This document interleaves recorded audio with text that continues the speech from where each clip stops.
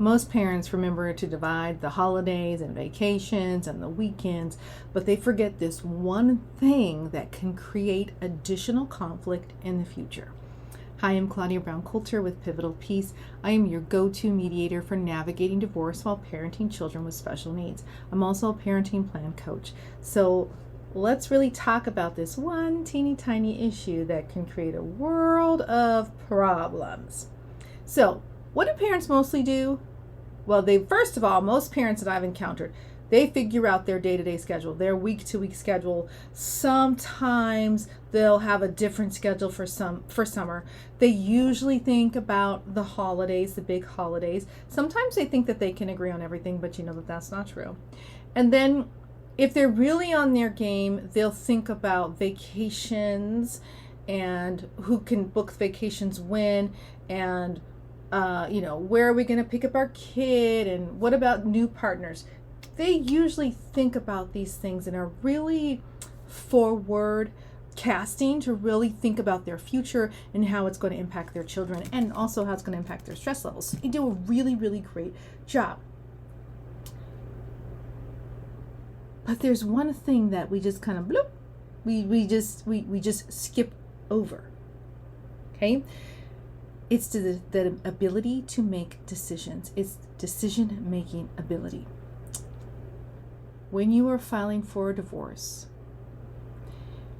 and you have children, there are two types of custody: physical and legal. So all of the things about vacations and holidays and who's picking up the kids and where they're going, that's all of it is physical. Couples rarely talk about legal custody. And here's why it can become an issue in your situation.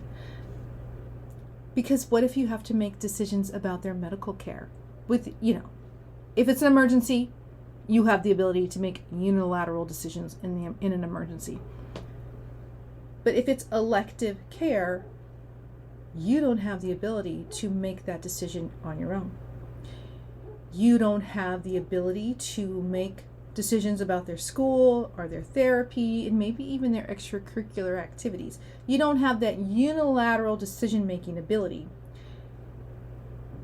You have to consult with your co-parent, but not everyone does. Not everyone does. It's like, well, I signed them up for lacrosse. Yeah, it's on your day, but oh well, I paid for it and you're going to take them.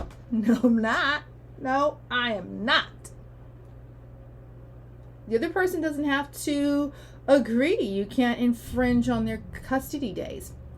It can create vagueness, which I hate. I hate when things are vague in a parenting plan, in a divorce decree, because it creates future conflict. So you have to be really clear who can make decisions about what, and on what instances does someone get the ability to break the tie. Maybe you both get to make the decision about the schooling or about the IEP.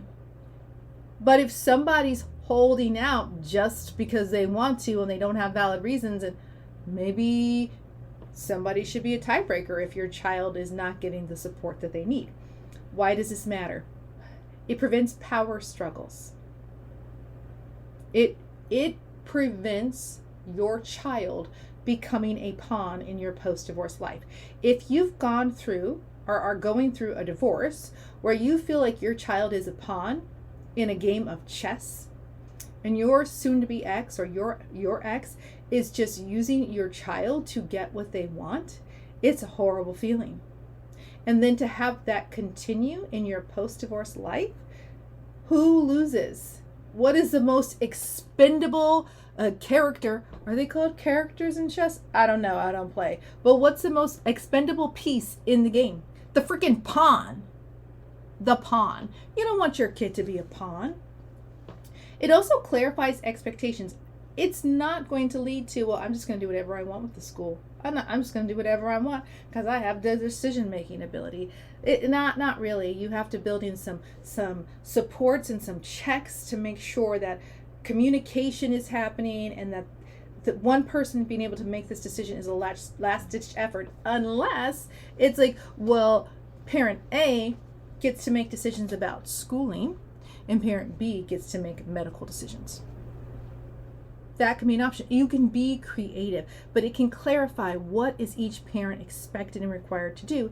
And it helps the professionals, the education professionals, the medical professionals, anyone else know what parent they need to be communicating with, whose parent signature they need on that form. Do you necessarily need two? No, you just need one, because it's the parent B who's doing medical, and so they are saying that their child is going to do X, Y, and Z. They're going to get this therapeutic treatment.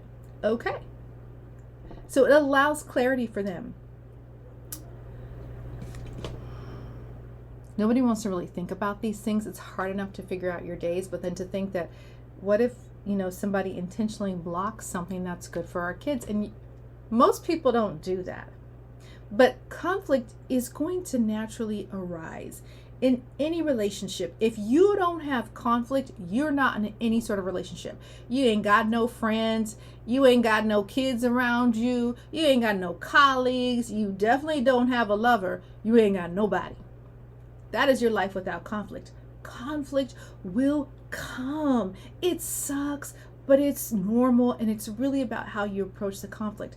When you are looking at a divorce, I need you to project, to forecast into the future areas where you think conflict is going to appear, and then write things into your agreement to mitigate that.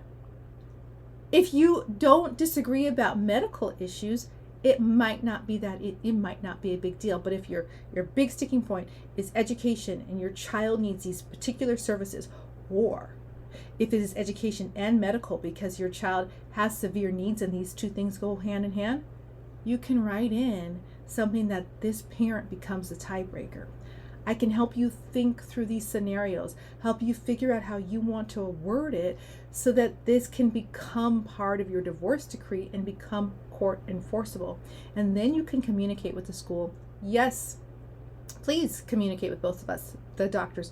Please communicate with both of us. But I'll be the final one to sign or not sign. And you don't even have to tell them that up front.